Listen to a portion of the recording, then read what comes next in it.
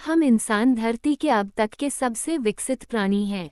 हमें हमेशा दो चीज़ों की तलाश रहती है, ताकत की और पैसों की। इनके बिना हमारी जिंदगी नहीं चलती। ये पाने के लिए हम अपनों का भी खून बहा देते हैं। इसके अलावा भी हम इंसानों में एक और कमाल की चीज़ पाई जाती है, और वह है कि हम इंसान काफ़ी जिज्ञासु होते हैं। हम हमेशा और विकसित होने के लिए तरह तरह के कदम उठाते हैं। हम इस ब्रह्मांड के रहस्यों को समझने के लिए आए दिन नए नए तरीके से एक्सपेरिमेंट करते रहते हैं, फिर भी हम इस अनंत ब्रह्मांड के किसी भी रहस्य को पूरी तरीके से नहीं जान पाए हैं। हम इंसान कभी हार नहीं मानते।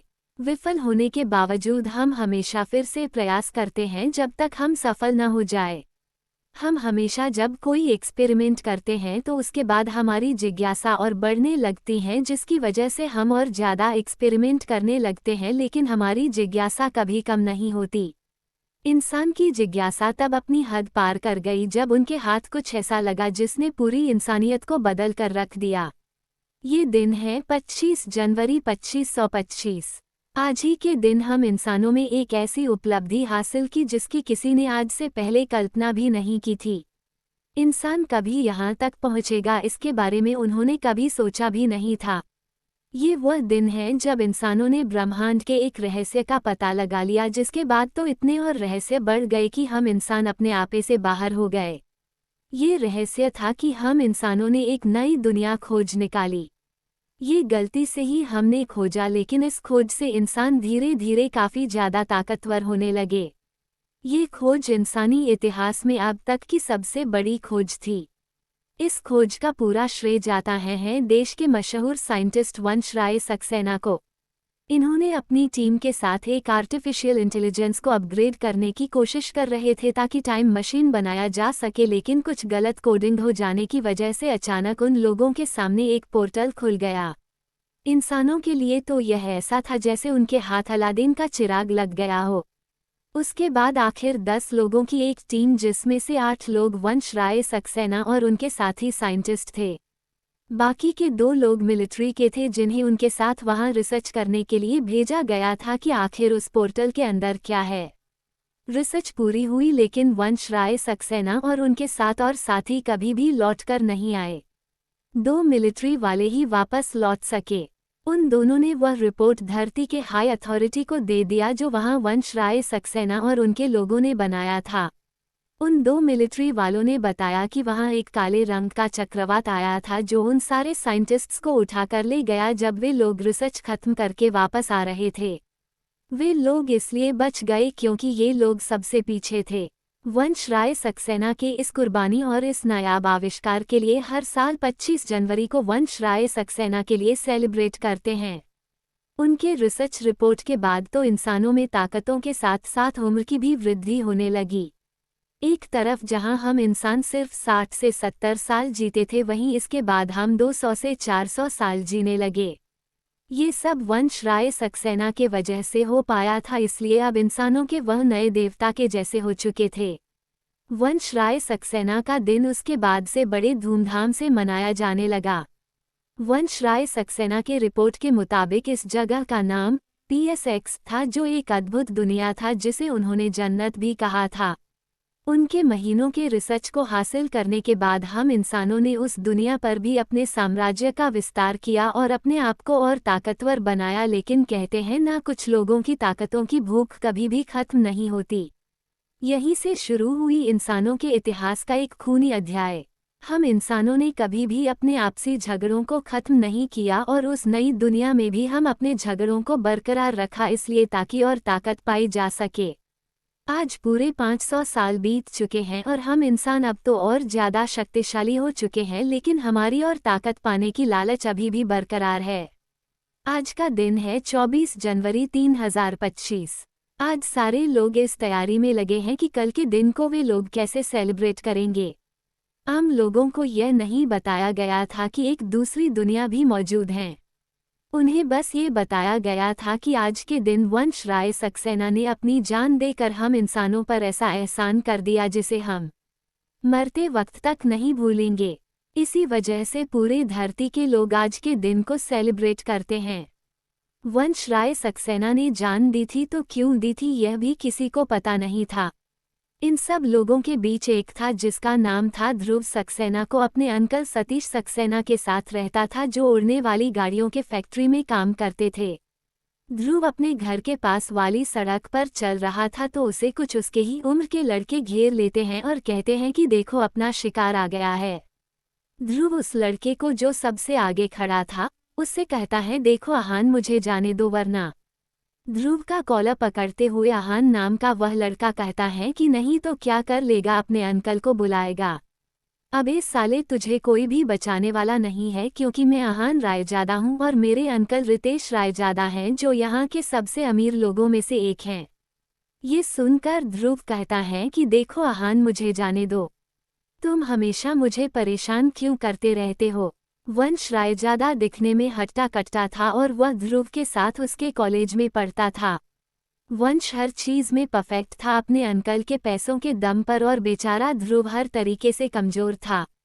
ध्रुव दिखने में एकदम पतला दुबला था जैसे किसी ने सूखी लकड़ी को कपड़े पहना दिए हो। ध्रुव हर चीज में फिसड्डी था। ध्रुव न तो किसी खेल में अच्छा था और न ही पढ़ाई में, फिर भी हर बार पासिंग मार्क्स ला ही देता था। ध्रुव अब अपनी जिंदगी से निराश हो चुका था। कोई भी उसका दोस्त नहीं बनना चाहता था और सारे लोग उससे दूरी बनाकर रखते थे। ध्रुव की बात सुनकर आहान रायजादा कहता है कि तुम्हारे जैसे गरीब लोग हम अमीरों के एंटरटेनमेंट के लिए बने हुए ही, इसलिए हम यहाँ अपने आप को एंटरटेन करने के लिए आए हैं। ये सुनकर आहान के साथ आए सारे लोग हंसने लगते हैं। उसके बाद वे लोग ध्रुव को हर तरफ से घेर लेते हैं। इससे पहले कि ध्रुव कुछ समझ पाता एक लड़का उसके सर पर टपली मार देता है। ध्रुव जब उस दिशा में घूमता है जहां खड़े लड़के ने उसे मारा था तभी दूसरे दिशा में खड़ा हुआ एक लड़का ध्रुव के सर पर टपली मार देता है। आधे घंटे तक यही चलता रहता है और आखिरकार आहान ध्रुव को पकड़ लेता है। ध्रुव उससे अपने आप को छुड़ाने की काफी कोशिश करता है लेकिन आहान के ताकत के सामने वह कुछ नहीं था। आहान ध्रुव का चश्मा निकाल देता है और उसे हवा में लहराते हुए कहता है कि तुझे इस चश्मे के बिना कुछ भी नहीं दिखता है ना। ध्रुव को चश्मे के बिना कुछ भी साफ साफ नहीं दिखाई देता था। ध्रुव के आंखों के सामने अब अंधेरा छा चुका था। ध्रुव अपने हाथों को आगे करते हुए इधर उधर जाते हुए कहता है कि मुझे मेरा चश्मा दे दो आहान प्लीज, मुझे कुछ भी दिखाई नहीं दे रहा है। आहान का एक आदमी ध्रुव के गर्दन को पीछे से पकड़ता है और उसे उठाकर नीचे पटक देता है। एक धड़ाम की आवाज होती है और ध्रुव दर्द की वजह से चीखने लगता है। ध्रुव के आंखों से आंसू आने लगते हैं। तभी आहान उस लड़के को कहता है कि अरे तुमने ये क्या किया। इस गरीब ध्रुव की हड्डियां टूट गई होंगी, हड्डियों को फिर से जुड़वाने के लिए बेचारे के पास पैसे नहीं होंगे। उसके बाद आहान लेटे हुए ध्रुव के पास आता है, इसके गर्दन को पकड़कर उठाने की कोशिश करता है और जैसे ही ध्रुव उठने वाला होता है तो आहान एक बार फिर से ध्रुव को सड़क पर पटक देता है। आहान इससे पहले कि कुछ और कह पाता अचानक उसका फोन बजने लगता है और उसके सामने एक होलोग्राम आ जाती है। आहान उस होलोग्राम को देखकर डर जाता है। ये होलोग्राम उसके अंकल रितेश रायजादा का था। आहान के साथ वाले सारे लड़के ध्रुव के सामने खड़े होकर उसे छुपा देते हैं ताकि वरुण रायजादा ध्रुव को न देख सके। आहान डरते हुए कहता है कि मैं बस अपने दोस्तों के साथ थोड़ा बिजी था अंकल, मैं बहुत जल्द पहुंच जाऊंगा। वरुण रायजादा कहता है कि जितनी जल्दी हो सके यहाँ आओ वरना तुम अपना सपना खो दोगे। आहान कहता है कि मैं अभी आता हूँ अंकल। उसके बाद फोन कट जाता है और होलोग्राम गायब हो जाता है। आहान के साथ वाला एक लड़का कहता है कि अंकल को देखकर डर लगता है आहान भाई। आहान कहता है कि तुम लोग यहाँ से जाओ और कल हम कॉलेज में मिलेंगे, हमारा रिजल्ट आने वाला है कल। सारे वहाँ से जाने ही वाले होते हैं कि एक लड़का पूछता है कि इस ध्रुव का क्या करे आहान भाई। आहान कहता है कि इसका चश्मा इसे वापस कर दे वरना कल फिर उसे परेशान करने में मजा नहीं आएगा। वह लड़का जमीन पर गिरे हुए ध्रुव के हाथों में उसका चश्मा देता है। सारे उसके बाद आहान के फ्लाइंग कार में बैठकर वहां से निकल जाते हैं। ध्रुव चश्मा पहनता है और उठने की कोशिश करने लगता है। उठने के बाद ध्रुव आसमान की तरफ देखकर चिल्लाते हुए कहता है कि हे भगवान, मुझे ऐसा क्यों बनाया। मुझमें भी कुछ काबिलियत देनी चाहिए थी। इससे पहले कि ध्रुव आगे कुछ कह पाता, उसका फोन बजने लगता है। ध्रुव कॉल उठाता है और एक होलोग्राम उसके सामने आ जाता है। वह होलोग्राम वाला आदमी कहता है कि इस सुनसान सड़क पर क्या कर रहे हो ध्रुव मेरे बच्चे। ध्रुव स्माइल करते हुए कहता है कि डॉक्टर संजीव अंकल आप। ध्रुव आगे कहता, जब से फ्लाइंग कार बनी है तब से सारी सड़कें सुनसान सी हो गई है। आपने इतने महीनों के बाद मुझे कॉल किया। डॉक्टर संजीव कहता है कि क्या कहूँ ध्रुव, ये सरकारी काम बहुत ही ज़्यादा सरदर्द होता है। एक जरूरी एक्सपेरिमेंट की वजह से दूर जाना पड़ा था। तुम तो साइंटिस्ट का काम जानते ही हो। डॉक्टर संजीव कहता है कि कल तुम्हारा जन्मदिन है तो मैं आ रहा हूँ। ध्रुव कहता है कि आइए संजीव अंकल, आपका इंतजार रहेगा। उसके बाद फोन कट जाता है और होलोग्राम गायब हो जाता है। इस बार ध्रुव के चेहरे पर स्माइल थी। ध्रुव के जिंदगी में उसके अंकल सतीश सक्सेना के बाद डॉक्टर संजीव ही थे जो उसके करीब थे। ध्रुव उसके बाद खुशी खुशी अपने घर की तरफ निकल पड़ता है। दूसरी तरफ एक बड़े से बिल्डिंग के अंदर एक आदमी एक केबिन के बाहर पहुंचता है और उसे नॉक करता है। अंदर से आवाज आती है कि अंदर आ जाओ।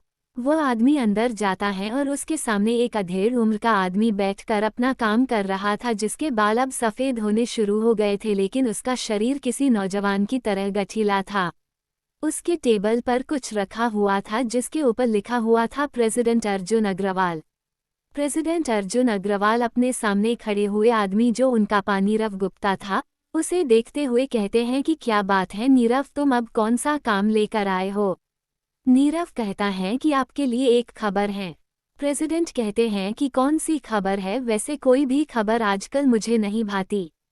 नीरव गुप्ता कहता है कि हमें सतीश सक्सेना का पता चल गया है। ये सुनते ही प्रेसिडेंट अर्जुन अग्रवाल अपने जगह से खड़ा हो जाता है और कहता है कि मेरा फ़ोन लेकर आओ। जब नीरव गुप्ता प्रेसिडेंट अर्जुन अग्रवाल को ये बताता है कि सतीश सक्सेना मिल गया है तो अर्जुन अग्रवाल अपनी जगह से खड़ा हो जाता है और हैरानी से पूछता है कि तुम सच बोल रहे हो। नीरव गुप्ता अपना हाथ आगे करता है और एक स्क्रीन आ जाती है जिसके ऊपर एक तस्वीर उभर आती है। उसे देखकर प्रेसिडेंट शॉक होते हुए कहता है कि यह तो वही है। उसके बाद वह नीरव गुप्ता को कहता है कि जल्दी से अथर्व सक्सेना को कॉल करो। नीरव गुप्ता ने आज तक प्रेसिडेंट को इतने सोच में पड़ा हुआ नहीं देखा था। नीरव जल्दी से अथर्व सक्सेना को कॉल करता है और उनके सामने एक और अधेड़ उम्र के आदमी का होलोग्राम आ जाता है। वह अधेड़ उम्र का आदमी बूढ़ा दिख रहा था। उसके सारे बाल सफ़ेद हो चुके थे, लेकिन उसके चेहरे पर सीरियसनेस और आंखों में उतरा हुआ खून उसकी ताकत को बयां कर रहा था। अथर्व सक्सेना वंश राय सक्सेना के खानदान का था और उनका वंशज था। वंश राय सक्सेना अथर्व सक्सेना के दादा थे। नई दुनिया के खोजे जाने के बाद जिन खानदानों का उदय हुआ था उसमें सक्सेना खानदान सबसे ऊपर था। सक्सेना खानदान का वर्चस्व और ऊंचा हो गया जब इस खानदान की बागडोर अथर्व सक्सेना के हाथों में आई। इसके बाद ये सबसे शक्तिशाली खानदानों में गिना जाने लगा, जिसने खिलाफ कोई खड़ा नहीं हो सकता था, लेकिन उन्हें भी बाकी के लोगों के साथ बैलेंस बनाकर रहना पड़ता था, क्योंकि वह जानता था कि हजारों चींटियां मिलकर सांप को भी मार सकती हैं। अथर्व सक्सेना अर्जुन अग्रवाल को देखते हुए कहता है कि क्या हुआ मिस्टर प्रेसिडेंट, आज आपको मेरी याद कैसे आ गई। अर्जुन अग्रवाल कहता है कि ये देखो। उसके बाद अथर्व सक्सेना उस स्क्रीन की तरफ देखता है जो अर्जुन अग्रवाल उसे दिखा रहा था। उस स्क्रीन को देखते हुए अथर्व सक्सेना की भौहें तन गई थी। अथर्व सक्सेना बिना किसी इमोशन के कहता है कि आखिरकार सतीश मिल ही गया। अर्जुन अग्रवाल कहता है कि देखो अथर्व, जितनी जल्दी हो सके हमें इसे पकड़ना होगा। तभी हम जान पाएंगे कि वह बच्चा कहाँ है जिसे लेकर यह हमें धोखा देकर भाग गया था। 18 साल के बाद यह मौका हमारे हाथ आया है। अथर्व सक्सेना कहता है कि आप मुझे बस इतना बता दीजिए मिस्टर प्रेसिडेंट कि उसे देखा कहाँ गया है, उसके आगे मेरे लोग देख लेंगे। अर्जुन अग्रवाल कॉल काटने से पहले कहता है कि इसे मार मत देना वरना हम इस बच्चे तक कभी भी नहीं पहुंच पाएंगे। अथर्व सक्सेना कहता है कि मैं अपने गुस्से पर इतना काबू तो कर ही सकता हूँ। उसके बाद अथर्व सक्सेना कॉल काट देता है और इसी के साथ उसका होलोग्राम गायब हो जाता है। कहीं किसी आइलैंड पर बने हुए एक आलीशान महल में अथर्व सक्सेना एक रूम में खड़ा था।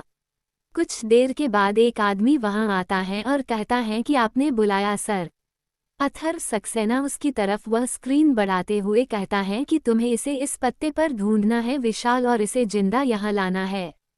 विशाल, जो देखने में काफी खूंखार नजर आ रहा था और उसके मुंह पर कई जगह कटने के निशान थे, वह कहता है कि कल यह आपके सामने होगा।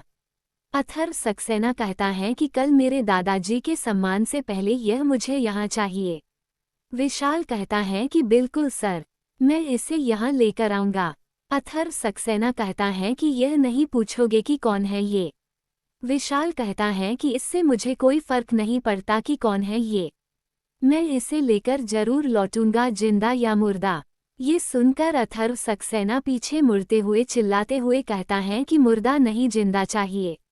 विशाल अथर्व सक्सेना के इस आवाज से कांप उठा था।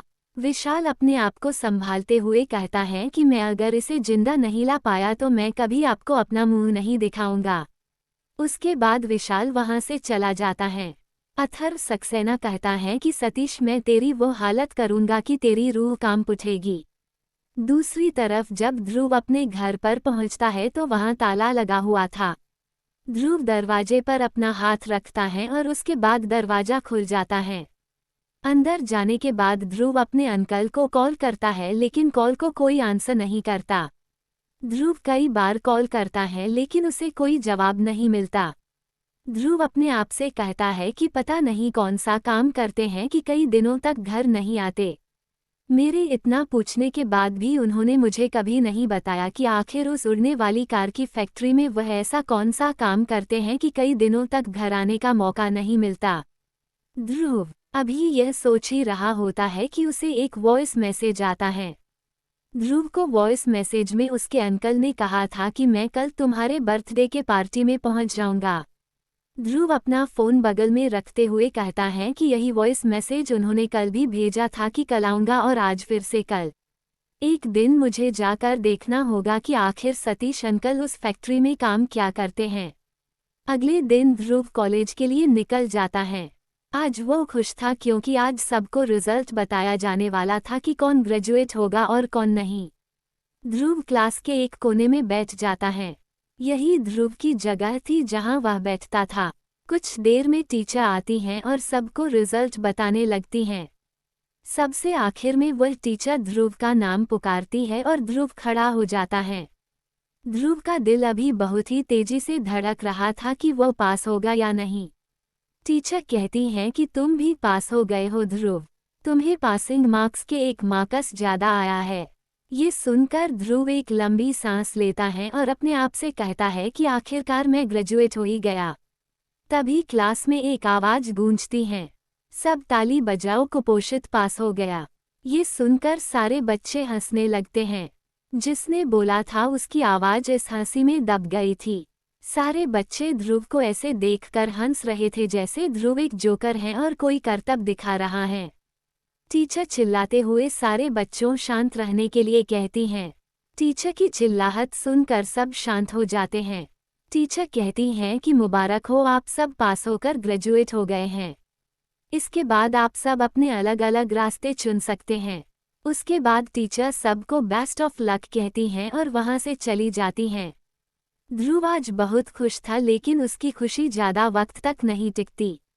टीचर के जाने के बाद जब ध्रुव बाकी के बच्चों की तरह बाहर निकलने ही वाला होता है कि कोई उसके पैरों के बीच में अपना पैर लगा देता है, जिसकी वजह से ध्रुव अपना बैलेंस खो देता है।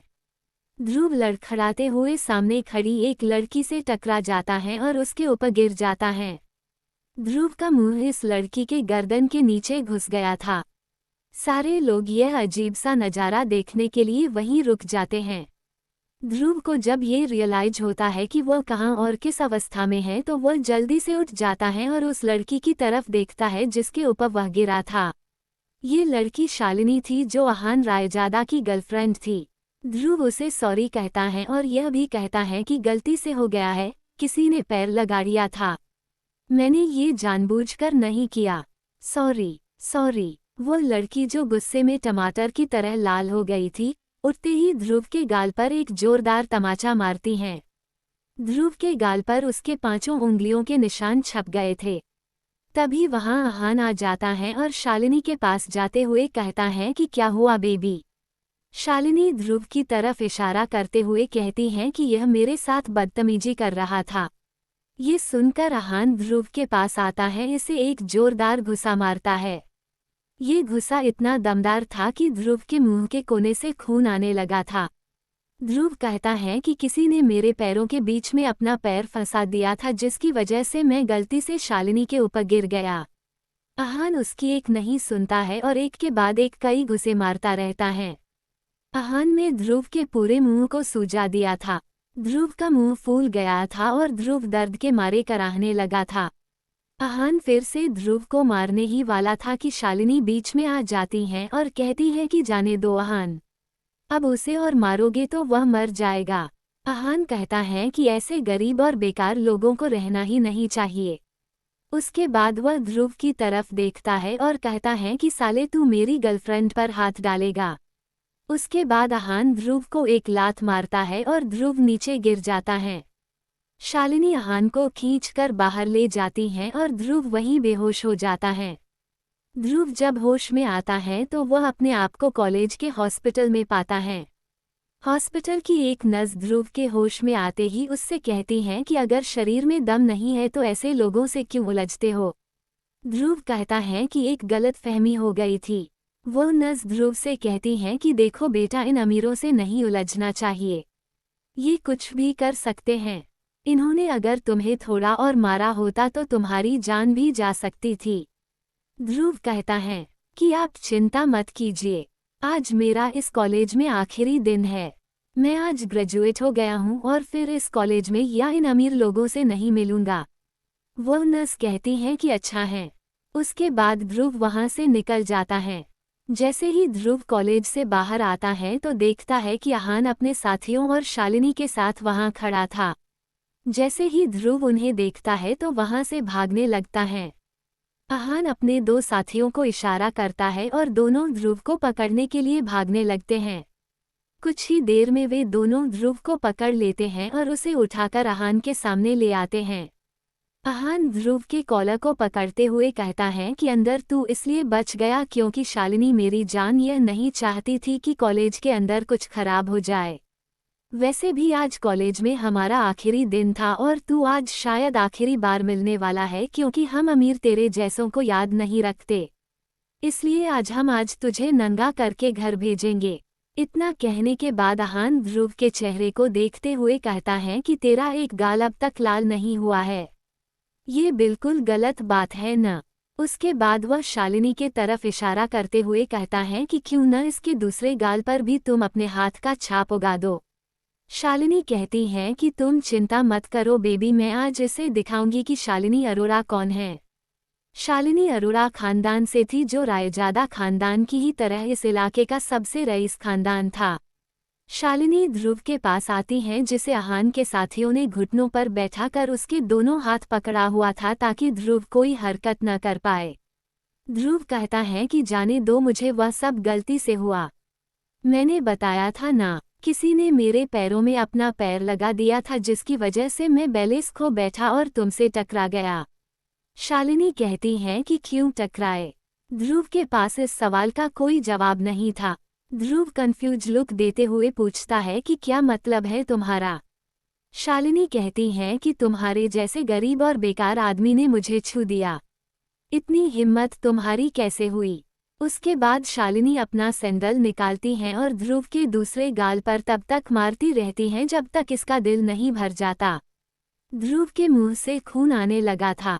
उसके बाद शालिनी, आहान और बाकी के लोग वहां से निकल जाते हैं और ध्रुव अपना गाल पकड़ लेता है जो टमाटर से भी ज्यादा लाल हो गया था। ध्रुव आसमान में देखते हुए कहता है कि भगवान, अगर ऐसी ही जिंदगी देनी थी तो मुझे क्यों दी। क्या बिगाड़ा था मैंने तुम्हारा। ध्रुव उसके बाद रोते हुए अपने आप से कहता है कि यह था मेरे जिंदगी का सबसे खराब बर्थडे। शालिनी ध्रुव को बुरी तरह पीटकर चली जाती हैं। उसके बाद ध्रुव भगवान पर उसे ऐसी जिंदगी क्यों देने का सवाल पूछने लगता है। तभी बारिश शुरू हो जाती है और ध्रुव उसी बारिश में भीगते हुए अपने घर पहुंच जाता है। अभी भी उसे उसके अंकल नहीं दिख रहे थे। ध्रुव घर के अंदर जाता है और कॉलेज से मिला हुआ वह सर्टिफिकेट देखते हुए कहता है कि जितने मार्क्स मुझे मिले हैं उसके आधार पर तो मुझे कोई चौकीदार भी नहीं रखेगा। ध्रुव कुछ देर तक सोचने के बाद कहता है कि शायद सतीश अंकल मुझे अपने उड़ने वाली गाड़ियों के फैक्ट्री में काम लगवा दे। ध्रुव उसके बाद सोचना बंद कर देता है और कहता है कि आगे मुझे क्या करना है इसका फैसला मैं सतीश अंकल से मिलने के बाद करूंगा। लेटे लेटे ध्रुव की आंख कब लग जाती है उसे पता नहीं चलता। ध्रुव की नींद एक तेज आवाज के साथ टूटती है और वह उठकर बैठ जाता है। ध्रुव वक्त देखता तो उसे पता चलता है कि वो पिछले 4 घंटे से सो रहा था। ध्रुव को तभी उसका फोन बजता हुआ दिखता है जिसके आवाज से वह जागा था। ध्रुव देखता है कि यह फोन उसके अंकल सतीश का था। ध्रुव जल्दी से उठाता है और इससे पहले कि वो कुछ कह पाता, उसकी आवाज थम जाती है। सतीश का जो होलोग्राम ध्रुव के सामने आया था उसमें सतीश खून से लथपथ हो चुका था और मुश्किल से उसका चेहरा पहचान में आ रहा था। ध्रुव ये देखकर शॉक हो गया था और कहता है कि यह आपको क्या हो गया है अंकल? आपके चेहरे से यह खून क्यों आ रहा है? सतीश कहता है कि जितनी जल्दी हो सके इस घर से बाहर निकलो और ऊपर जो छोटा सा बॉक्स है उसे भी ले लो। ध्रुव कहता है कि लेकिन आपकी ऐसी हालत कैसे हो गई है अंकल? सतीश चिल्लाते हुए कहता है कि जितना कहा है उतना करो। ध्रुव जल्दी से उस बॉक्स को नीचे उतार लेता है। ये बॉक्स क्या थी और इसके अंदर क्या था यह आज तक ध्रुव को पता नहीं था। जब भी ध्रुव ने सतीश से इसके बारे में पूछा तब उन्होंने बताया कि जब वक्त आएगा तो इसके बारे में तुम्हें जरूर पता चल जाएगा। ध्रुव कहता है कि आप बार बार पीछे क्या देख रहे हैं? सतीश कहता है कि जितनी जल्दी हो सके वहां से निकल जाओ। ध्रुव की नज़र तभी उसके सर्टिफिकेट्स वाली फाइल पर पड़ती है। ध्रुव उसे भी उठा लेता है ताकि जब वह सतीश से दोबारा मिले तो वो उन्हें बता सके कि वो अब ग्रेजुएट हो चुका है और जल्दी से बाहर आ जाता है। ध्रुव जहां रहता था वह एक वीरान हो चुका इलाका था जहां लोग अब नहीं रहते थे। सालों पहले यहाँ पर कुछ हुआ था जिसके बाद से इस इलाके को वीरान घोषित कर दिया गया था।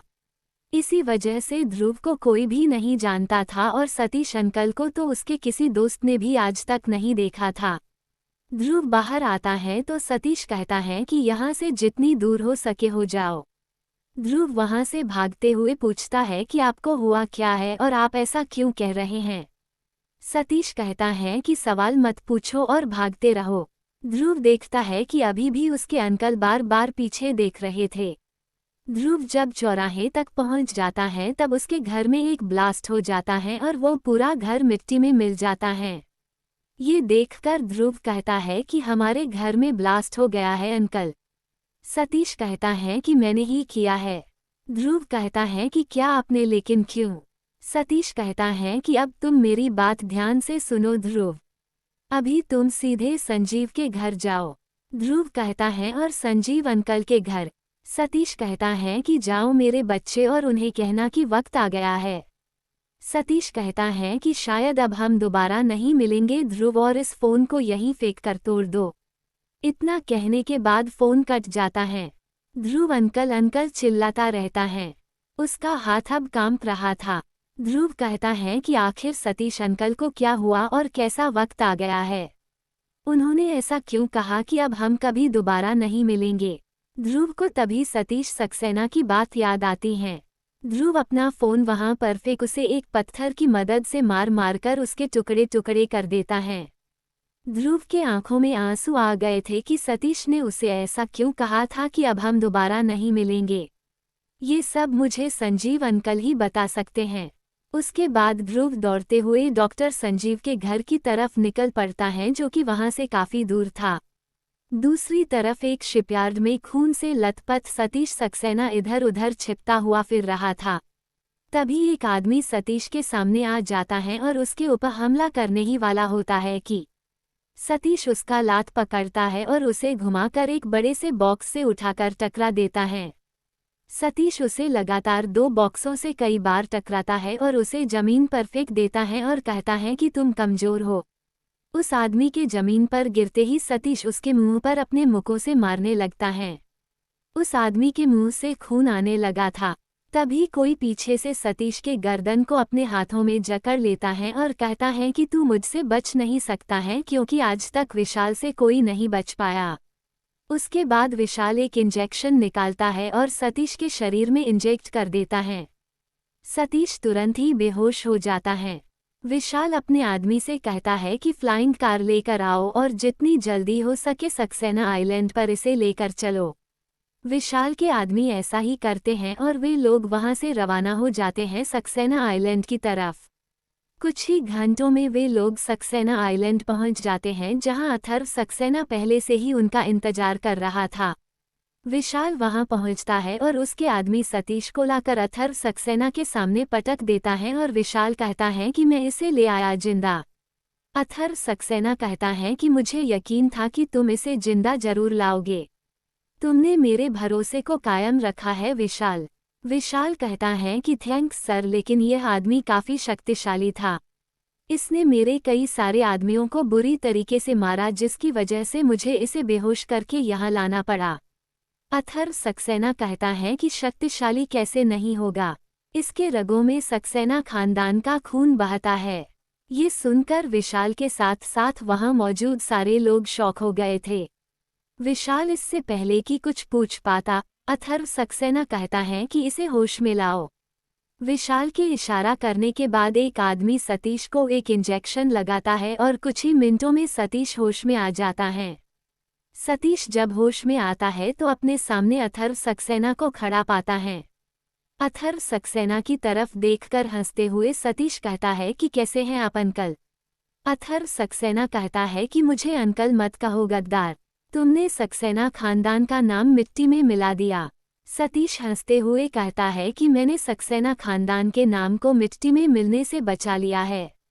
आपके नापाक इरादों के बारे में दूसरों को पता नहीं होगा, लेकिन मुझे हर चीज पता था। अथर्व सक्सेना कहता है कि कैसे नापाक इरादे। सतीश सक्सेना कहता है कि जिस जगह पर आप बैठे हुए हैं वहां पर मेरे पिता का हक था, लेकिन आपने उन्हें मरवा दिया। अथर्व सक्सेना कहता है कि मुझे ऐसा करना पड़ा क्योंकि मेरा भाई इंसान नाम के प्रजाति को और आगे नहीं बढ़ने देना चाहता था। उसके नेतृत्व में सक्सेना खानदान अपने नाम का वर्चस्व खो देता तो मुझे अपने भाई को मारना पड़ा। सतीश कहता है कि आप कुछ भी क्यों न कर ले, लेकिन आप चाह कर भी उस बच्चे तक नहीं पहुंच पाएंगे। अथर्व सक्सेना कहता है कि यह तो वक्त तय करेगा। सतीश कहता है कि यह मैं तय करूंगा। मुझे यकीन है कि आज से 18 साल पहले मैंने एक बहुत अच्छा काम किया था। आपने मुझे कई सालों तक ट्रेनिंग दी है, लेकिन आप मुझे अब तक समझ नहीं पाए हैं। उसके बाद सतीश अपना मुंह खोलता है और एक बहुत ही छोटी सी शीशी को अपने मुंह से निकालकर अपने दांतों में दबा लेता है। उस शीशी को देखते ही अथर्व सक्सेना विशाल से कहता है कि रोको उसे। जब तक विशाल सतीश तक पहुंच पाता तब तक वो छोटी सी शीशी टूट चुकी थी और उसके अंदर जो कुछ भी था वह सतीश के अंदर जा चुका था।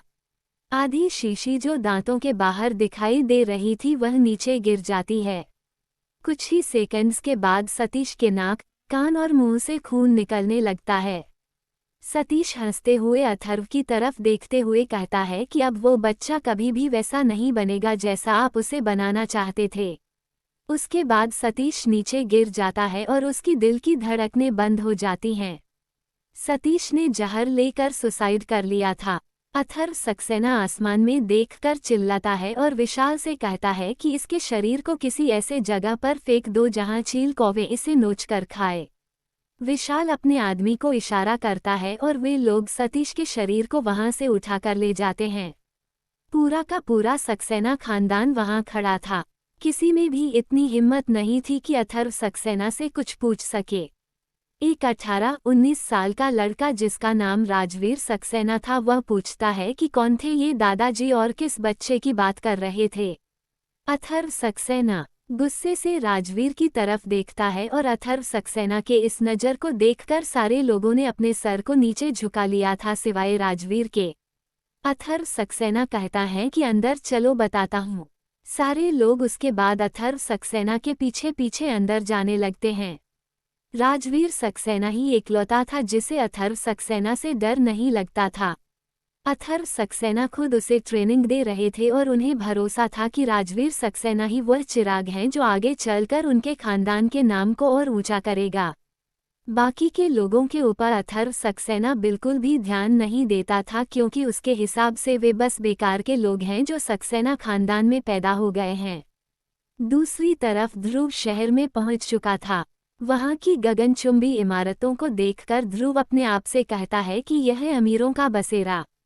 मुझे जल्द से जल्द राजीव अंकल के पास पहुंचना होगा। वहां हर तरफ ध्रुव को एक ही इंसान का होलोग्राम दिखाई दे रहा था। ध्रुव जब नीचे इसके बारे में पढ़ता है तो अपने आप से कहता है कि कौन है यह वंशराय सक्सेना और ऐसा कौन सा बड़ा काम कर दिया है इसने जो आज के दिन को लोग पागलों की तरह सेलिब्रेट करते हैं। ध्रुव ये सब सोच ही रहा था कि तभी उसे डॉक्टर संजीव का घर दिखता है, जो एक बड़ा सा बंगला था जहां काफी सारे पेड़ पौधे थे और बीच में वह बिल्डिंग। वहां जाने के बाद दरवाजे से एक रोशनी निकलती है और ध्रुव को स्कैन करती है।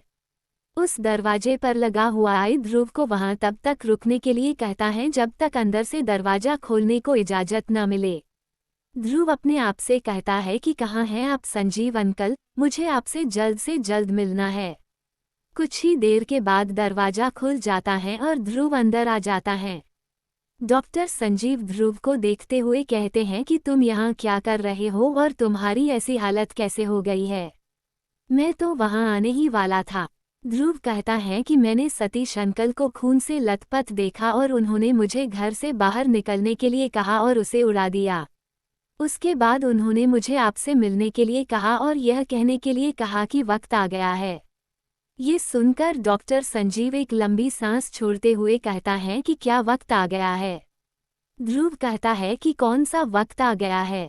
डॉक्टर संजीव सीरियस होते हुए कहते हैं कि अंदर आओ बताता हूँ। संजीव ध्रुव को लेकर अंदर जाते हैं और उसे बैठने के लिए कहते हैं। ध्रुव बैठता है और संजीव कहता है कि उस बॉक्स को यहाँ रख दो। ध्रुव उसे रख देता है और पूछता है कि आप मुझे ये बताइए कि सतीश अंकल कहाँ हैं। उन्होंने मुझसे ऐसी बहकी बहकी बातें क्यों कर रहे थे। संजीव कहता है कि देखो ध्रुव, मैं जो तुम्हें बताने वाला हूँ उसे सुनने के बाद शायद तुम्हारी जिंदगी बदल जाएगी और शायद दुनिया को देखने का तुम्हारा नजरिया ही बदल जाए। ध्रुव कहता है कि आप पहेलियां मत बुझाए और मुझे साफ साफ बताइए कि सतीश अंकल कहाँ हैं और वे खून से लथपथ क्यों थे। संजीव कहता है कि माफ करना ध्रुव, लेकिन सतीश अब इस दुनिया में नहीं रहा। ये सुनकर ध्रुव अपने जगह से खड़ा होते हुए कहता है कि क्या बकवास कर रहे हैं आप। आपको पता भी है कि आप क्या कह रहे हैं। संजीव कहता है कि मैं सच बोल रहा हूँ, क्योंकि वक्त आ गया का मतलब है कि तुम्हें तुम्हारा सच बताने का वक्त आ गया है, क्योंकि सतीश अब तुम्हें बचाने के लिए जिंदा नहीं है। ध्रुव कहता है कि ऐसा नहीं हो सकता है, सतीश अंकल जिंदा हैं, आप झूठ बोल रहे हैं। संजीव कहता है कि अगर तुम्हें भरोसा नहीं है तो ये देखो। संजीव एक डिवाइस लेकर आते हैं और उसे जमीन पर रख कर ऑन कर देते हैं। उस डिवाइस से सतीश का होलोग्राम दिखने लगता है। ध्रुव को संजीव कहता है कि सतीश 1 महीने पहले इसे यहाँ छोड़कर गया था ताकि अगर यह सब हो जाए तो मैं तुम्हें ये दिखाऊं। ध्रुव ध्यान से होलोग्राम को देखने लगता है कि सतीश अंकल ने उसके लिए आखिरी संदेश क्या छोड़ा है। सतीश का होलोग्राम कहता है कि ध्रुव मेरे बच्चे, अगर तुम ये देख पा रहे हो तो समझ लो कि मैं अब जिंदा नहीं हूँ। तुमने हमेशा मुझसे ये जानना चाहा है कि तुम्हारे माता पिता कौन थे और तुम इतने कमजोर क्यों हो। तुम्हें आज इन सब सवालों का जवाब मेरा जिगरी दोस्त संजीव देगा, जिसने हमेशा मेरी मदद की है। इसके बाद तुम्हें वही करना है जो संजीव तुम्हें कहेगा मेरे बच्चे, और एक बात हमेशा याद रखना कि मैं हमेशा तुम्हारे साथ हूँ, तुम्हारे दिल में। इसके बाद होलोग्राम गायब हो जाता है। ध्रुव के आंखों में आंसू थे। संजीव कहता है कि अभी रोने का वक्त नहीं है ध्रुव, अभी वक्त है सतीश के बलिदान को बेकार नहीं जाने देने का। ध्रुव कहता है कि सतीश अंकल को किसने मारा है। संजीव कहता है कि सक्सेना खानदान ने। ध्रुव कहता है कि मैं उन्हें जिंदा नहीं छोड़ूंगा, उन्हें मैं जान से मार दूंगा। संजीव कहता है कि उसके लिए तुम्हें उनके जितना ताकतवर होना होगा। ध्रुव कहता है कि वे लोग भी इंसान हैं न। संजीव कहता है कि वे लोग कोई साधारण इंसान नहीं है। ये सुनकर ध्रुव कहता है कि आपका मतलब क्या है? संजीव कहता है कि तुम हमेशा से यह जानना चाहते थे न कि आज के दिन को वंशराय सक्सेना के नाम से क्यों सेलिब्रेट करते हैं। ध्रुव अपने आंखों के आंसू को पोंछते हुए कहता है कि हाँ। संजीव कहता है कि मैं जो बताने वाला हूँ शायद उसके पर तुम्हें भरोसा न हो, लेकिन यही सच है। ध्रुव कहता है कि प्लीज आप साफ साफ बताइए कि आप क्या बताना चाहते हैं। एक गहरी सांस लेने के बाद संजीव कहता है कि मैं तुम्हें तुम्हारे असलियत के बारे में बताने से पहले ये बताऊंगा कि यह सब शुरू कैसे हुआ। ध्रुव कहता है क्या शुरू कैसे हुआ? संजीव कहता है कि आज से ठीक 500 साल पहले वंशराय सक्सेना ने टाइम मशीन बनाने के क्रम में एक आई को अपग्रेड करने की कोशिश कर रहे थे, तभी कुछ गलत हो जाने की वजह से अचानक उनके सामने एक पोर्टल खुल गया था और वहां से शुरुआत हुई दूसरी दुनिया और इंसानों के अगले अगले युग की। ये सुनकर ध्रुव कहता है कि क्या बात कर रहे हैं आप, दूसरी दुनिया? आप इस वक्त क्या बकवास किए जा रहे हैं? सतीश अंकल ने जो बताने के लिए कहा है वो बताइए। डॉक्टर संजीव कहते हैं कि तुम्हें बिना सबूत के भरोसा नहीं होता। इससे पहले कि ध्रुव कुछ कह पाता, डॉक्टर संजीव अपना हाथ आगे करते हैं और उनके हाथ में एक भाला आ जाता है। यह नज़ारा देखकर तो ध्रुव का मुंह खुला का खुला ही रह गया था। संजीव कहते हैं कि अपना मुंह बंद कर लो वरना मक्खी घुस जाएगी। ध्रुव अपना मुंह बंद करते हुए कहता है कि यह आपने कैसे किया? ये किस तरह का जादू है? क्या मैं इसे एक बार छू सकता हूँ?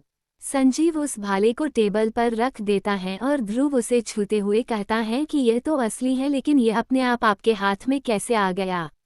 संजीव कहता है कि अब तुम्हें मेरी पूरी बात सुननी होगी। ध्रुव कहता है कि ठीक है बताइए, लेकिन मुझे अभी भी दूसरी दुनिया के बात पर भरोसा नहीं है, लेकिन आप कह रहे हैं तो मैं मान लेता हूँ।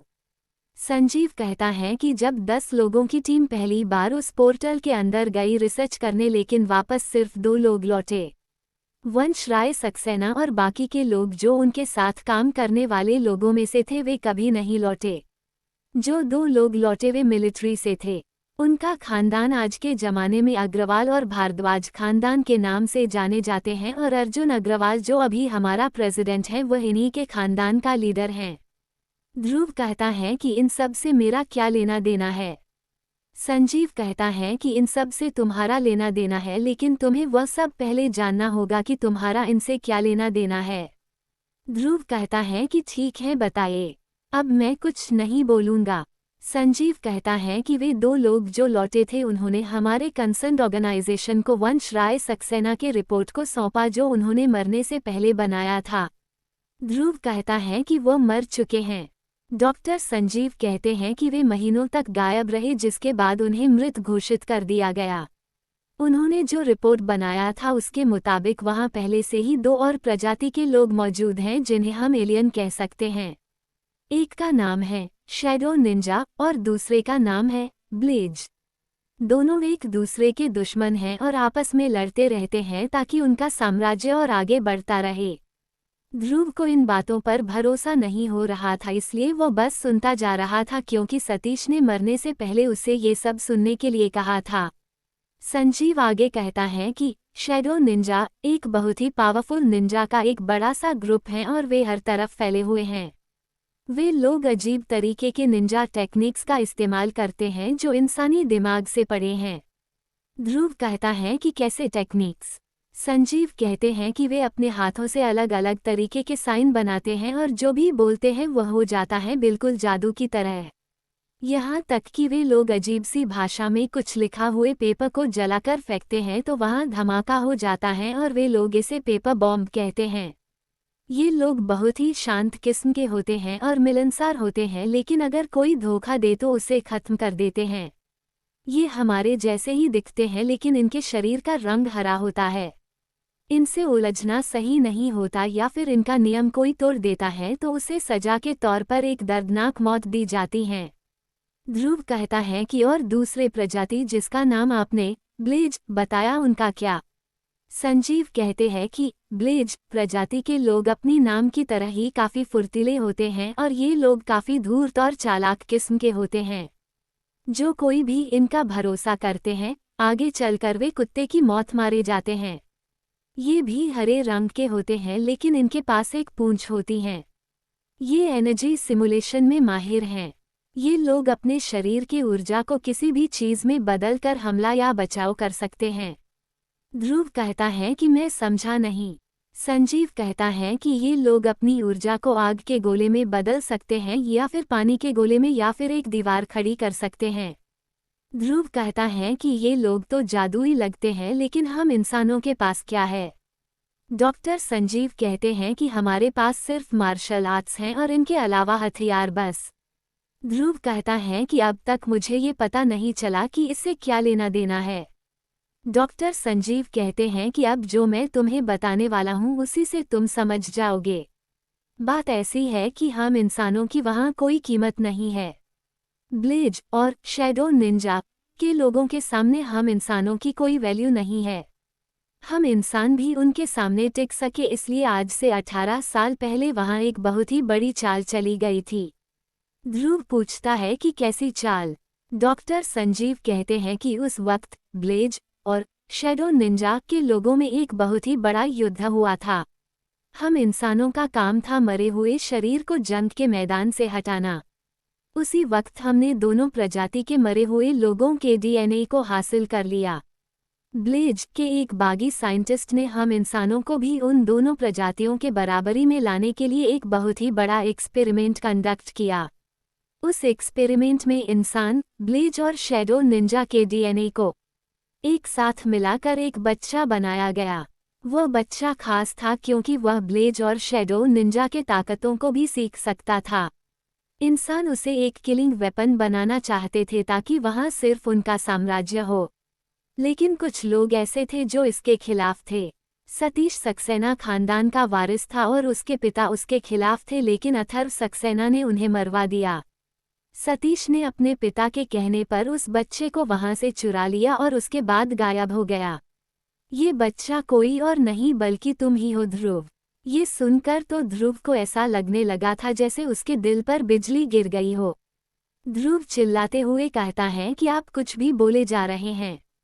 मैं इंसान नहीं हूं और मुझे लेबोरेटरी में बनाया गया है, और वह भी किसी और दुनिया में।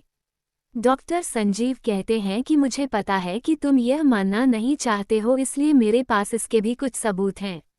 डॉक्टर संजीव एक चाबी लाते हैं और उस बॉक्स को खोल देते हैं जो ध्रुव अपने घर से लाया था। उसके अंदर कई सारी तस्वीरें। जब ध्रुव उस तस्वीर को देखता है तो उसे डॉक्टर संजीव के बातों पर भरोसा करने के लिए मजबूर होना पड़ता है। उन सारी तस्वीरें में एक लेबोरेटरी में एक बच्चे को बनाया जा रहा था। ध्रुव उन तस्वीरों को फेंकते हुए कहता है कि ऐसा नहीं हो सकता है। मैं इंसान हूँ, कोई एलियन नहीं। डॉक्टर संजीव ध्रुव को शांत करवाते हुए कहते हैं कि सतीश भी यही चाहता था कि तुम इंसान रहो, कोई किलिंग मशीन नहीं। इसलिए वह तुम्हें वहां से ले आया। मेरी मदद के साथ वे लोग तुम्हें सक्सेना, अग्रवाल और भारद्वाज खानदान से आज तक बचाकर रख पाया है, लेकिन आज वे लोग यहाँ तक पहुँच गए और सतीश को ढूंढ लिया, लेकिन तुम उनके हाथ नहीं लगना चाहिए वरना सतीश की कुर्बानी बेकार हो जाएगी। ध्रुव कहता है कि अब तो मुझे ये पता नहीं चल रहा है कि मेरे होने का क्या मतलब है। डॉक्टर संजीव कहता है कि यह टूटने का वक्त नहीं है ध्रुव, ये हिम्मत से काम लेने का वक्त है। तुम इतने कमजोर इसलिए हो क्योंकि तुम्हें उस दुनिया में होना चाहिए था जहां तुम्हें बनाया गया था। वक्त आ गया है जब तुम फिर से एक बार उस दुनिया में कदम रखो। अगर तुम्हें इन बड़े बड़े लोगों से अपने अंकल सतीश के मौत का बदला लेना है तो तुम्हें उन सारी ताकतों को हासिल करना होगा जो उस दुनिया में तुम हासिल कर सकते हो। इसी से मेरे दोस्त सतीश के आत्मा को शांति मिलेगी और तुम्हें जीने का मकसद। डॉक्टर संजीव के बताए गए बातों को सुनकर ध्रुव के दिमाग ने काम करना बंद कर दिया था। ध्रुव कहता है कि माफ़ कीजिएगा अंकल, लेकिन मैं अभी वहां जाने के लिए तैयार नहीं हूं जहां आप और सतीश अंकल मुझे भेजना चाहते हैं। ध्रुव के आंखों में आंसू आ गए थे। ध्रुव कहता है कि मैं उनसे आखिरी बार मिल भी नहीं पाया और उन्हें ये तक नहीं बता पाया कि मैं अब ग्रेजुएट हो चुका हूं। डॉक्टर संजीव ध्रुव के कंधे पर हाथ रखते हुए कहते हैं कि मैं तुम्हारे अंदर जो चल रहा है और जो तुम महसूस कर रहे हो वह मैं समझ सकता हूँ। ध्रुव अपने आंसू को पोंछते हुए कहता है कि आप बिल्कुल नहीं समझ सकते हैं। सतीश अंकल के जाने से कहीं ज्यादा मुझे इस बात से दिक्कत हो रही है कि मैं इंसान हूं ही नहीं। मुझे अब पता नहीं चल पा रहा है कि मेरा अस्तित्व क्या है। डॉक्टर संजीव ध्रुव के बगल में बैठते हुए कहते हैं कि इसी वजह से तुम्हें उस दुनिया में जाना होगा। ध्रुव कहता है कि वहां जाना जरूरी है क्या? डॉक्टर संजीव कहते हैं कि अभी तो तुमने कहा कि तुम अपने अस्तित्व को ढूंढना चाहते हो और सतीश के मौत का बदला लेना चाहते हो। ध्रुव हाँ में अपना सर हिलाता है। डॉक्टर संजीव आगे कहते हैं कि तुम्हारा क्या अस्तित्व है और तुम्हारे यहाँ होने का क्या मकसद है, ये सब पता करने के लिए तुम्हें TSX में कदम रखना ही होगा। ध्रुव कहता है कि मैंने आपको कहा ना कि मैं अभी तैयार नहीं हूँ। डॉक्टर संजीव कहते हैं कि तुम्हें यह फैसला आज ही लेना होगा क्योंकि 15 दिन बाद वहाँ इंसानों को भेजना बंद कर दिया जाएगा। फिर तुम्हें वहाँ जाने के लिए 1 साल और इंतजार करना होगा।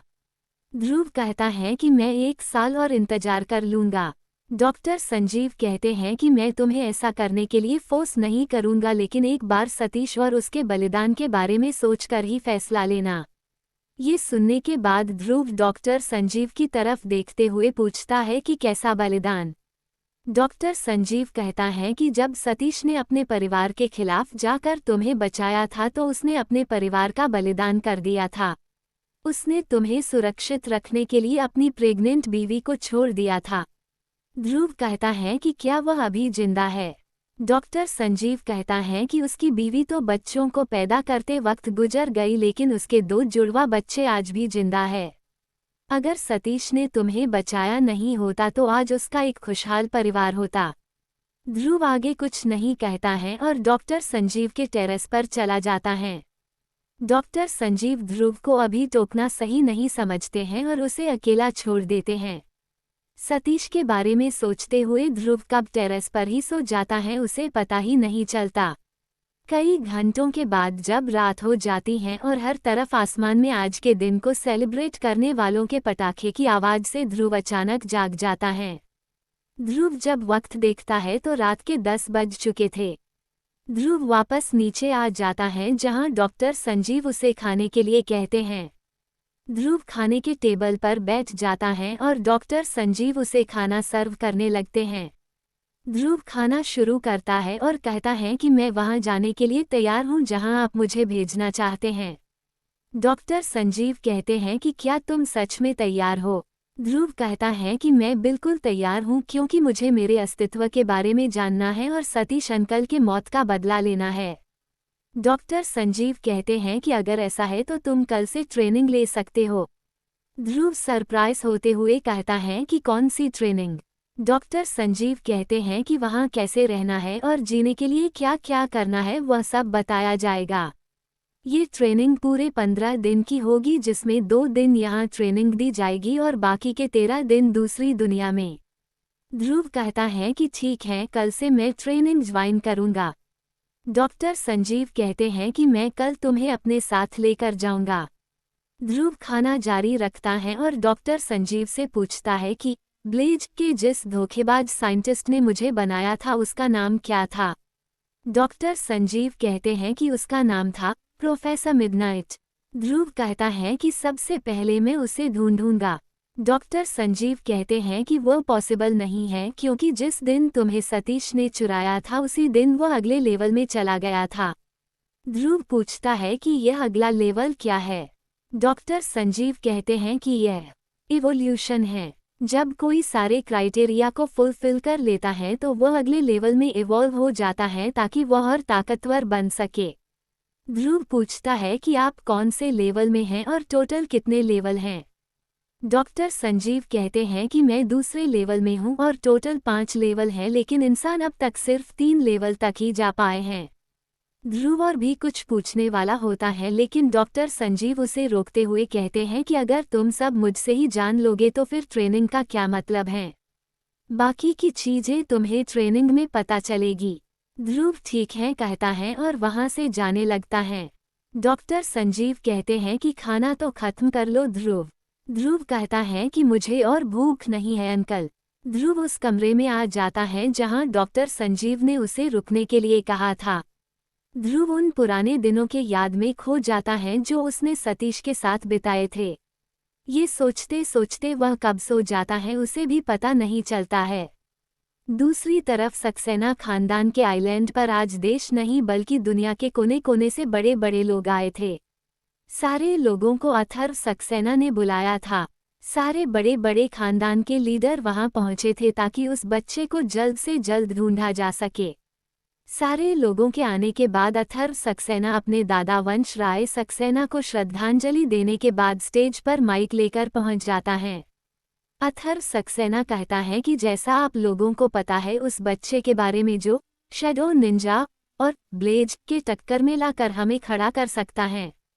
अब वक्त आ गया है उसे ढूंढने का। अभी हाल फिलहाल में उसे चुराकर भागने वाला मेरा भतीजा सतीश सक्सेना पकड़ा गया लेकिन कुछ बताने से पहले ही उसने सुसाइड कर लिया। मुझे यकीन है कि वह बच्चा PSX में इस साल जरूर कदम रखेगा। हमें उसे जल्द से जल्द हासिल करना होगा। सारे लोग अथर्व सक्सेना के बातों से सहमत थे क्योंकि वे लोग भी अब शैडो निंजा और ब्लेज की गुलामी करते हुए अपनी जिंदगी खत्म नहीं करना चाहते हैं। एक बूढ़ा आदमी खड़ा होते हुए पूछता है कि क्या सच में आपको लगता है कि वह PSX में आएगा? अथर्व सक्सेना कहता है कि आपका शक सही है मिस्टर प्रणव भारद्वाज, लेकिन मेरे सूत्रों ने मुझे ये जानकारी दी है कि यह सबसे अच्छा मौका है उसका वहां आने का। प्रणव भारद्वाज कहता है कि क्या आप ये बता सकते हैं कि वो कैसा दिखता होगा अभी? अथर्व सक्सेना कहता है कि अगर हमें पता होता तो आज यह मीटिंग बुलाने की जरूरत नहीं पड़ती। अथर्व सक्सेना कहता है कि मैं आपसे गुजारिश करता हूं कि मुझे आप अपनी बात रखने दे। प्रणव भारद्वाज जो भारद्वाज खानदान का लीडर था वह बैठ जाता है। अथर्व सक्सेना आगे कहता है कि लेवल 1 के हर सिटी में पहुंचने वाले इस साल के हर नए इंसानों पर हमें नज़र रखना होगा क्योंकि वह जितनी जल्दी हो सके हमारे हाथ लगना चाहिए। ऐसे ही पूरी रात मीटिंग चलती रहती है, सुबह तक मीटिंग चलती है। उसके बाद सारे लोग जहां से आए थे वहां चले जाते हैं। उन सब के जाने के बाद अथर्व सक्सेना अपने पोते राजवीर को अपने कमरे में बुलाता है और कहता है इस साल आने वाले हर एक इंसान के ऊपर नज़र रखो। दूसरी दुनिया के साथ साथ उन इंसानों पर धरती पर भी नज़र रखो। राजवीर सक्सेना कहता है कि ठीक है दादाजी, लेकिन इसके लिए हमें 15 दिन इंतजार करना होगा। अथर्व सक्सेना कहता है कि बिल्कुल नहीं, कल आखिरी दिन था अप्लाई करने का। जो इंसान इस साल PSX में जाना चाहता है इसलिए उनके ऊपर आज से ही नज़र रखो। अगर कोई सस्पिशियस दिखे तो उसके ऊपर और कड़ी नज़र रखो। राजवीर सक्सेना कहता है कि अगर आप उसके बारे में थोड़ा और बता दे कि वह कैसा होगा और क्या वह ज़्यादा ताकतवर होगा या फिर कुछ और जिससे हमें कुछ मदद मिल सके। अथर्व सक्सेना कहता है कि वह ताकतवर होगा, हम इंसानों से कहीं ज़्यादा, और सबसे ज़रूरी बात कि वह खास होगा। राजवीर सक्सेना कहता है कि ठीक है दादाजी, मैं अपने सारे लोगों को उनके पीछे लगा देता हूँ। राजवीर सक्सेना वहां से जाने ही वाला होता है कि अथर्व सक्सेना उसे रोकते हुए कहता है कि एक और बात है उसमें। राजवीर पूछता है कि कैसी बात दादाजी? अथर्व सक्सेना कहता है कि उसका खून हमारी तरह लाल रंग का नहीं है बल्कि बैंगनी रंग का है। वह बैंगनी खून वाला इंसान है। राजवीर सक्सेना कहता है कि तब तो हमें सबका खून निकालकर चेक कर लेना चाहिए। अथर्व सक्सेना कहता है कि सतीश इतना भी बेवकूफ़ नहीं था जो इस प्रॉब्लम का सॉल्यूशन न निकाले। उसने जरूर कुछ किया होगा। अथर्व सक्सेना कहता है कि उसका खून अभी बिल्कुल हमारी तरह होगा, लेकिन कभी न कभी उसका खून अपने असली रंग में जरूर आएगा। तब तुम्हें उसे पकड़ना होगा। राजवीर सक्सेना कहता है कि मैं ऐसा जरूर करूंगा दादाजी। उसके बाद वह वहां से चला जाता है। दूसरी तरफ ध्रुव उठते ही देखता है कि डॉक्टर संजीव ने उसके लिए ब्रेकफास्ट तैयार रखा हुआ था। ध्रुव फ्रेश होता है और ब्रेकफास्ट करने लगता है। डॉक्टर संजीव ध्रुव को एक गोलियों से भरा हुआ डब्बा देते हुए कहते हैं कि यह लो। ध्रुव उसे लेते हुए कहता है कि आपको कैसे पता चला कि मेरी ये दवाई खत्म होने वाली है? डॉक्टर संजीव कहते हैं कि तुम्हें पता है कि तुम इस दवा को बचपन से क्यों रोज खाते हुए आ रहे हो। ध्रुव कहता है कि पता नहीं, लेकिन सतीश अंकल ने कहा था कि यह जिंदा रहने के लिए जरूरी है। डॉक्टर संजीव कहते हैं कि यह एक स्पेशल ड्रग्स है जिसे तुम्हें हर दिन लेना है, वरना तुम्हारा राज खुल जाएगा अगर तुमने एक दिन भी मिस कर दिया तो। ध्रुव सरप्राइज होते हुए कहता है कि कैसा राज। डॉक्टर संजीव कहते हैं कि तुम्हारा खून बाकी इंसानों की तरह लाल नहीं है बल्कि बैंगनी रंग की है। ये ड्रग तुम्हारे खून को लाल रंग में बदलकर तुम्हें भी हमारी तरह बनाता है। ये सुनकर ध्रुव को एक बड़ा सदमा लगा था कि उसका खून किसी और रंग का है और उसे ही पता नहीं है। डॉक्टर संजीव कहते हैं कि इसके और भी कई बोतल तुम्हारे बैग में मैंने पैक कर दिया है, इसलिए इसे ध्यान से जरूरी ले लेना। ध्रुव कहता है कि ठीक है अंकल। ध्रुव और डॉक्टर संजीव दोनों निकल पड़ते हैं इस जगह के लिए जहां ट्रेनिंग मिलने वाली थी ध्रुव को। डॉक्टर संजीव की गाड़ी एक काफ़ी बड़े रिसर्च इंस्टीट्यूट के अंदर घुसती है जिसका नाम अग्रवाल रिसर्च इंस्टीट्यूट था। ये देश का सबसे बड़ा रिसर्च इंस्टीट्यूट था जहां बड़े बड़े लोग रिसर्च करते थे। ध्रुव ये देखकर डॉक्टर संजीव से कहता है कि आप मुझे इस रिसर्च इंस्टीट्यूट में क्यों लाए हैं। डॉक्टर संजीव कहते हैं कि यह वही जगह है जहां तुम्हें ट्रेनिंग दी जाएगी और दूसरे दुनिया में भेजा जाएगा। रिसर्च इंस्टीट्यूट तो बस इसके असलियत को छिपाने का एक नकाब है। ध्रुव और डॉक्टर संजीव गाड़ी से उतरते हैं और वहां का नज़ारा देखकर ध्रुव की आंखें चौंधिया गई थी। इतना अच्छा और खूबसूरत जगह ध्रुव ने अपने पूरे जिंदगी में नहीं देखी थी।